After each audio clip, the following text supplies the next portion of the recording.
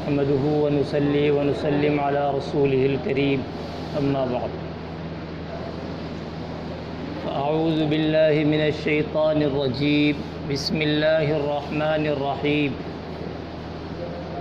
كل نفس ذائقة الموت صدق الله العظيم وصدق رسوله النبي الكريم ونحن على ذلك لمن الشاهدين والشاكرين والحمد لله رب العالمين۔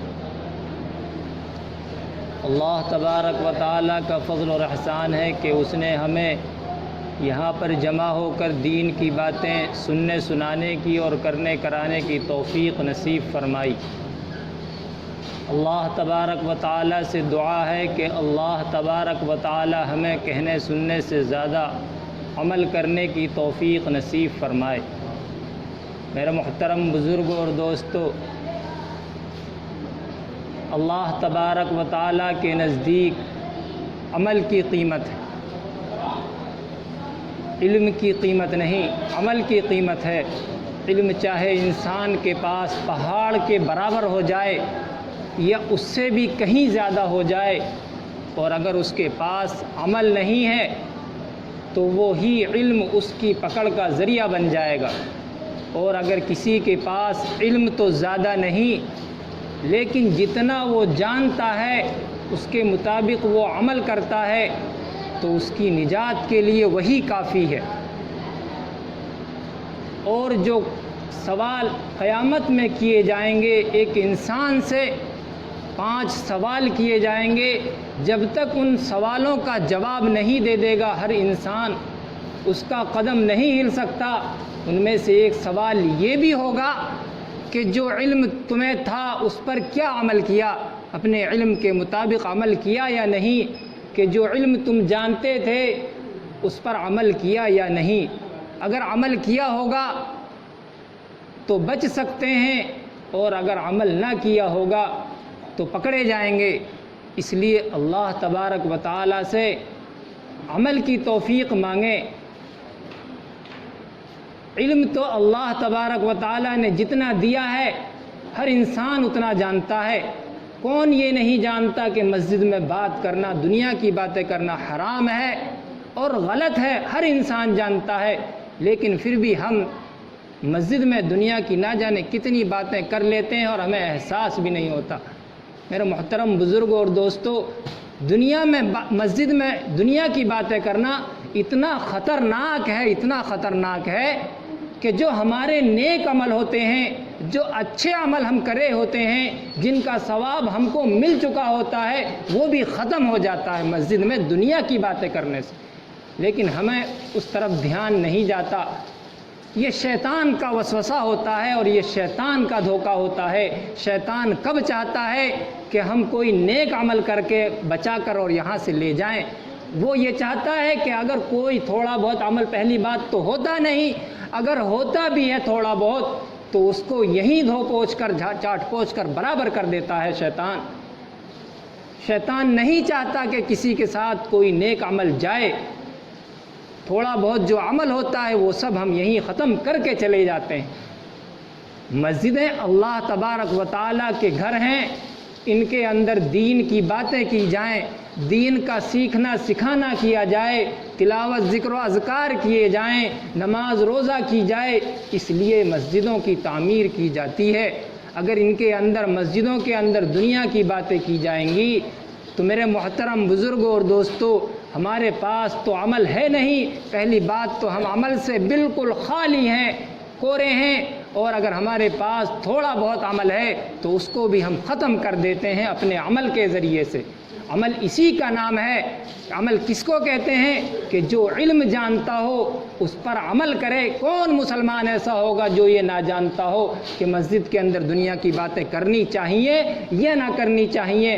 ہر انسان جانتا ہے، ہر مسلمان جانتا ہے، لیکن پھر بھی ہم سے باتیں ہو جاتی ہیں۔ ایک بات شروع نہیں ہوتی کہ اس کا اختتام پھر جلدی نہیں ہوتا۔ میرے محترم بزرگوں اور دوستو، اور بھی بہت ساری باتیں ہیں کہ جن کو ہم جانتے ہیں لیکن جاننے کے باوجود اس پر ہم عمل نہیں کرتے۔ کون مسلمان یہ نہیں جانتا کہ 5 وقت کی نماز پڑھنا فرض ہے؟ سب مسلمان جانتے ہیں، چاہے وہ کوئی چھوٹا ہو، چاہے بڑا ہو، چاہے امیر ہو، چاہے غریب ہو، ہر مسلمان جانتا ہے، لیکن نہیں پڑھتے۔ یہی تو عمل ہے۔ اگر ہم پڑھیں گے تو اس پر عمل کریں گے، اور اگر نہیں پڑھیں گے تو ہم اس پر عمل کرنے والے نہیں بنیں گے۔ بہت ساری باتیں ہیں، زکوٰۃ کا معاملہ ہے، روزوں کا معاملہ ہے، دین کی کوئی سی موٹی بات لے لی جائے، ہر مسلمان جانتا ہے کہ اس کا کرنا ضروری ہے، لیکن نہیں کرتا، چھوڑتا ہے۔ کیوں؟ یہی عمل ہے۔ اگر ہم اس کو عمل میں لائیں گے تو ہماری زندگی بنے گی، اور اگر ہم اس کو عمل میں نہ لائیں گے تو ہماری زندگی بگڑے گی، اور ایسی بگڑے گی کہ نہ جانے ہمارا کہاں ٹھکانہ ہو جائے۔ اس لیے اللہ تبارک و تعالیٰ سے عمل مانگیں، عمل کی توفیق مانگیں، اللہ تبارک و تعالیٰ سے عمل مانگیں، اور یہ کہا کریں کہ اللہ تبارک و تعالیٰ ہمیں دین کی صحیح سمجھ اور دین پر عمل کرنے کی توفیق نصیب فرمائے۔ تو میں نے آپ حضرات کے سامنے ایک آیت پڑھی، کل نفس ذائقۃ الموت۔ اس میں اللہ تبارک و تعالیٰ نے موت کا ذکر فرمایا ہے کہ ہر جاندار کو، ہر ذی روح کو، ہر انسان کو، ہر نفس کو موت کا مزہ چکھنا ہے۔ انسان کے اوپر دو طرح کے حالات آتے ہیں، ایک حالات تو اس کے شروع میں آتا ہے جس کو زندگی اور حیات کہتے ہیں، اور دوسری حالات اس کے اوپر آخری میں آتے ہیں جس کو وفات اور مرنا اور میت کہتے ہیں۔ یہ دونوں حالات ہر انسان کے اوپر، ہر جاندار کے اوپر، ہر ذی روح کے اوپر آتے ہیں۔ کوئی یہ نہیں کہہ سکتا کہ میں ان دونوں حالات سے بچ سکتا ہوں۔ ہر کسی انسان کو یہ دو حالات پیش آنے ہی آنے ہیں کہ جو انسان پیدا ہو گیا، جو جاندار پیدا ہو گیا، جو مخلوق پیدا ہو گئی، اس کو زندگی مل گئی، اور جب اس کا آخری وقت آ گیا تو اس کی وفات ہو گئی اور اس کی زندگی ختم ہو گئی۔ یہ دو حالات ہر انسان کے اوپر، ہر ذی روح کے اوپر، ہر انسان کے اوپر، ہر ذی عقل کے اوپر، ہر امیر کے اوپر، ہر غریب کے اوپر آتے ہیں۔ لیکن جب تک وہ زندہ رہتا ہے، جب تک اس کا سانس چلتا رہتا ہے، اس کے اوپر ہزار طرح کے ٹائٹل، ہزار طرح کے لیبل، ہزار طرح کے القاب لگ سکتے ہیں اور لگے رہتے ہیں کہ یہ فلانے زمیندار ہیں، فلانے لمبردار ہیں، فلانے ملک کے بادشاہ ہیں، فلانے وزیر ہیں، فلانے امیر ہیں، فلانے غریب ہیں۔ ہر طرح کے ٹائٹل لگ سکتے ہیں۔ کب تک؟ اس وقت تک جب تک اس کی زندگی باقی ہے، اور جب وہ ختم ہو گئی اس کی زندگی، اس کا سانس کا دھاگا ٹوٹ گیا، اس کی زندگی ختم ہو گئی، اس کی وفات آ گئی، اس کا انتقال ہو گیا، تب اس کے سارے ٹائٹل ختم۔ اب اس کو صرف ایک ٹائٹل سے یاد کیا جائے گا، میت کے نام سے، مردہ کے نام سے، مٹی کے نام سے۔ اب اس کے سارے ٹائٹل دھرے کے دھرے رہ جائیں گے، چاہے وہ ملک کا بادشاہ ہو، چاہے وہ سب سے بڑا امیر ہو، چاہے وہ سب سے بڑا غریب ہو، اب اس کا کوئی ٹائٹل کام نہیں آئے گا۔ اب اس کا ٹائٹل کیا ہو گیا؟ اب اس کا ٹائٹل میت اور مردہ کا ہو گیا۔ اب اس کو ہر کوئی میت کے نام سے یاد کرے گا، چاہے وہ کسی کا باپ ہو، چاہے وہ کسی کا بیٹا ہو، چاہے وہ کسی کا لڑکا ہو، چاہے وہ کسی کا نانا ہو، چاہے وہ کسی کا دادا ہو، اب ہر کوئی اس کو میت کہے گا۔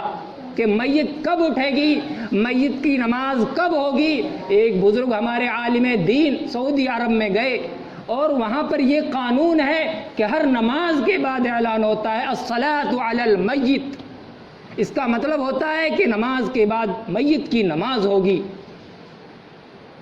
تو ایک مرتبہ اتفاق سے جب وہ گئے تو وہاں کے بادشاہ کا انتقال ہو گیا تھا، تو ان بزرگ نے کہا کہ آج میں کان لگا کر سنوں گا کہ دیکھوں کیا اعلان ہوتا ہے۔ اور نمازوں میں تو یہ اعلان ہوتا تھا الصلاۃ علی المیت، میت کی نماز کھڑی ہونے والی ہے، میت کی نماز کا وقت ہو گیا ہے۔ آج یہاں کے بادشاہ کا انتقال ہو گیا ہے، لہٰذا میں آج سنوں گا کیا اعلان ہوتا ہے۔ تو انہوں نے جب کان لگا کر سنا تو ان کے کان میں کیا آواز پڑی، اس آواز کو سن کر وہ بڑے حیران رہ گئے اور بڑے پریشان ہوئے، اور کہا کیا کان میں آواز پڑی؟ ان کے کان میں آواز پڑی الصلاۃ علی المیت۔ تو انہوں نے تعجب سے کہا کہ ان کا بادشاہ ہے، ان کا امیر ہے، ان کا سب سے ملک کا سب سے بڑا آدمی ہے، اور آج اس کا بھی انتقال ہوا ہے، تو کیا اعلان ہو رہا ہے الصلاۃ علی المیت، کہ نماز، میت کی نماز ہوگی۔ یعنی مرنے کے بعد کوئی ٹائٹل کام نہیں آتا، کوئی اس کو بادشاہ کے نام سے نہیں کہے گا کہ آج بادشاہ کا انتقال ہو گیا، آج فلاں امیر کا انتقال ہو گیا، آج فلاں لمبردار کا انتقال ہو گیا، کوئی یہ نہیں کہے گا، بلکہ یہ کہے گا میت کی نماز کھڑی ہونے والی ہے، میت کی قبر تیار ہوئی یا نہیں۔ کوئی یہ نہیں کہے گا کہ میرے پیارے ابا کی قبر تیار ہوئی، کوئی یہ نہیں کہے گا میرے پیارے نانا کی قبر تیار ہوئی، کوئی یہ نہیں کہے گا میرے پیارے ابو کی قبر تیار ہوئی، بلکہ جو بھی کہے گا وہ یہی کہے گا کہ میت کی نماز کب ہوگی، میت کی قبر تیار ہوئی یا نہیں، میت کو نہلایا یا نہیں نہلایا۔ میرے محترم بزرگوں اور دوستو، یہ جب تک زندگی ہے جب تک ہی ٹائٹل اور لقب اور القاب باقی رہتے ہیں، اور جب زندگی ختم ہو جاتی ہے تو کوئی ٹائٹل، کوئی لقب، کوئی القاب کام نہیں آتا۔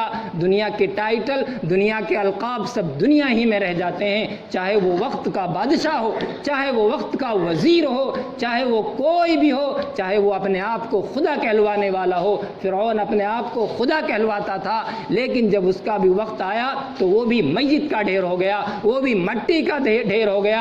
کسی نے اس کو یہ نہیں کہا کہ یہ ہمارا خدا تھا، ہمارا بادشاہ تھا، سب نے اس کو میت ہی کہا۔ میرے محترم بزرگ اور دوستو، یہ بیچ کی زندگی جو ہے، حیات اور موت کے بیچ کی زندگی، یہی مغز ہے۔